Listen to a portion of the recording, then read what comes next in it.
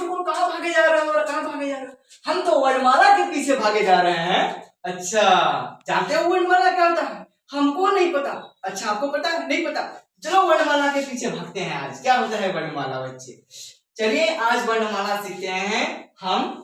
आज आपको वर्णमाला बताएंगे। और वर्णमाला किसका? इंग्लिश का नहीं, हिंदी का। तो जानते हो हिंदी का वर्णमाला क्या होता है? चलिए, क्लास सभी के लिए है जो बेसिक कंसेप्ट नहीं लिए हैं, बेसिक चीज जानकारी मिलेगी आपको हिंदी वर्णमाला में। और मेरा नाम पता ही होगा, मेरा नाम जबी है और हम आपको किड्स प्ले स्कूल की तरफ से पढ़ा रहे हैं। फ्री ऑफ कॉस्ट है ये वीडियो, और आप सब्सक्राइब कीजिएगा और बेल आइकन को क्लिक कीजिएगा। चलिए स्टूडेंट्स, हम हिंदी वर्णमाला सीखेंगे। क्या सीखेंगे? हिंदी वर्णमाला। हिंदी वर्णमाला क्या होता है? क्लास ध्यान दीजिए बच्चे और students and my dear friends. Hindi वर्णमाला हम बता रहे हैं आपको। हिंदी वर्णमाला क्या होता है हम पढ़ लेते हैं। आ ई उ ए ऐ ओ और ई पढ़िए, लेकिन हमको ये नहीं पता चला ये मेरा वर्णमाला है कि ये वर्णमाला है, ये वर्णमाला है कि ये वर्णमाला है। आज हमको बताएंगे। हिंदी वर्णमाला तो होते हैं, लेकिन पहला वर्णमाला हिंदी में क्या होता है? पहला हमारा हिंदी वर्णमाला होता है स्वर वर्ण। बोल बोल बोल, स्वर वर्ण। पहला हमारा हिंदी वर्णमाला क्या होगा? स्वर वर्ण। आज हम इसी का बारे में बताएंगे, इसी के बारे में बताएंगे। समझ रहे? यही है पहला हिंदी वर्णमाला। पूछ देंगे आपको कोई, बताइए हिंदी वर्णमाला में पहला वर्ण क्या है? तो स्वर वर्ण है। क्या है? स्वर वर्ण है।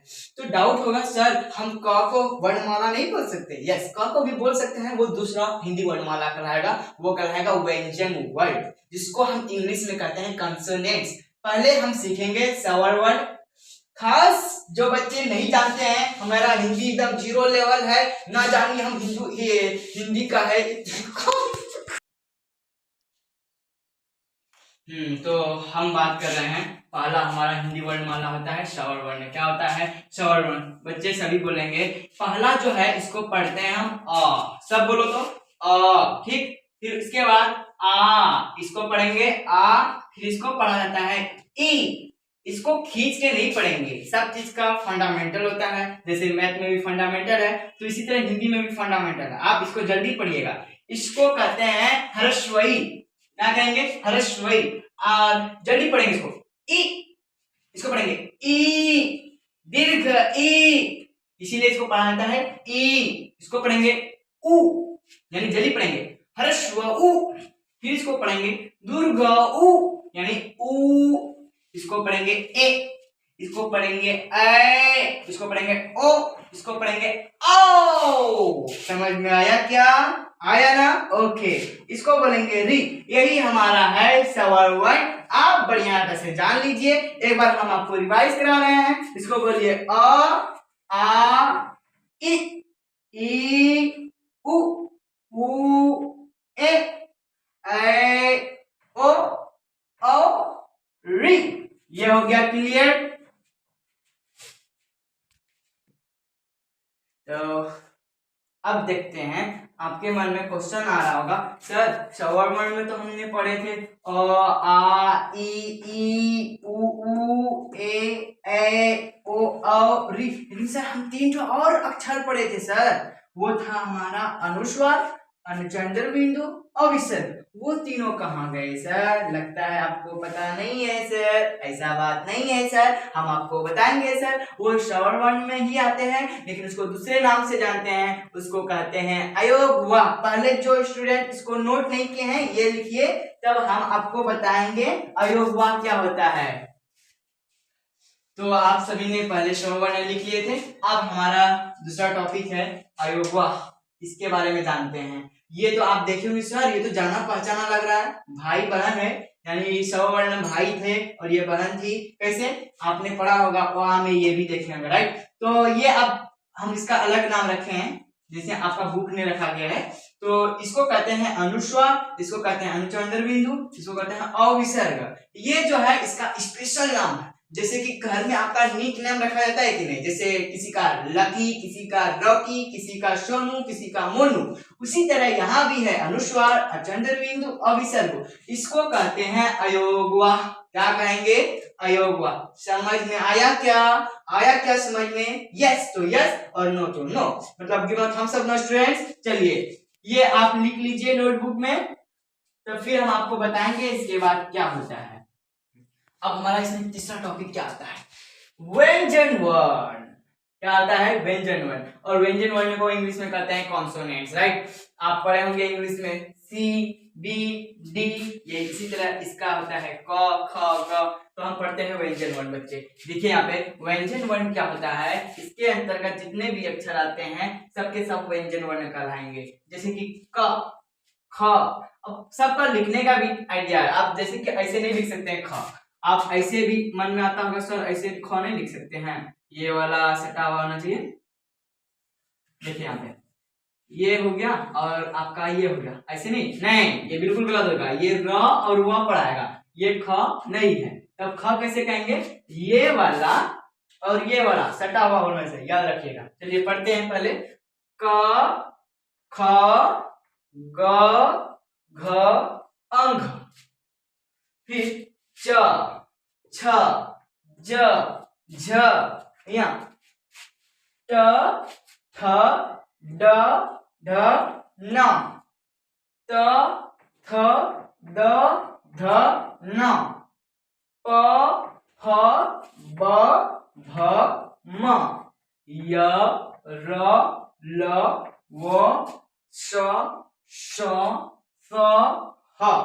चलिए समझ गए आप। अब इसको घर में रिवाइज कीजिए, जैसे जैसे हम पढ़ रहे हैं आप भी घर में पढ़िएगा। इसको पहले आप नोट कीजिए तब आपको हम बताते हैं।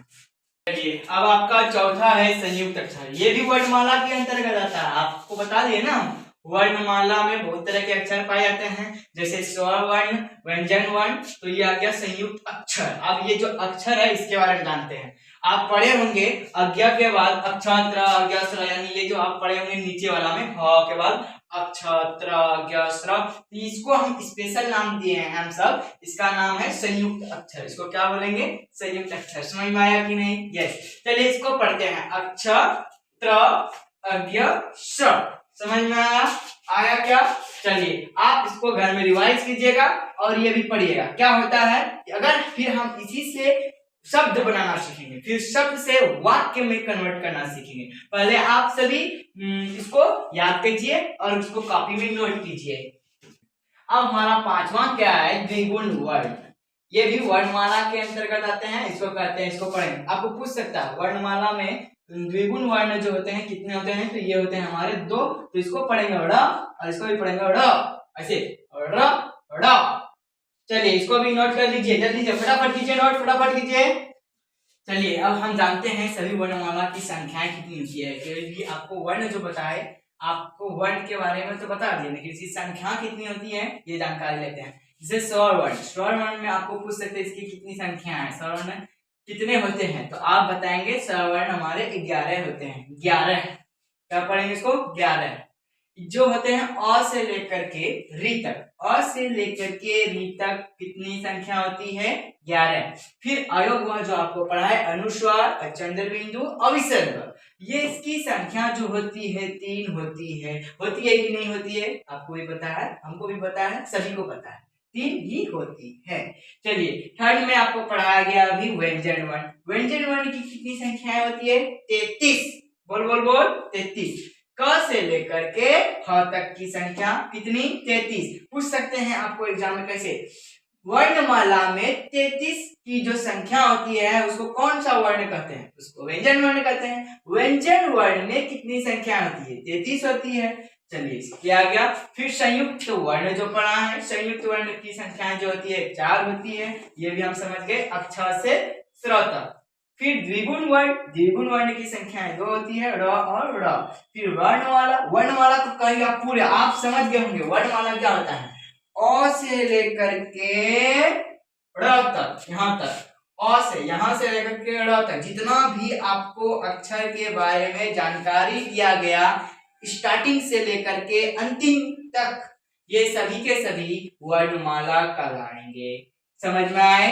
चलिए आपको पूछ सकते हैं वर्णमाला की संख्या कितनी होती है, 53 होती है। बोल बोल बोल 53। समझ में आ गया।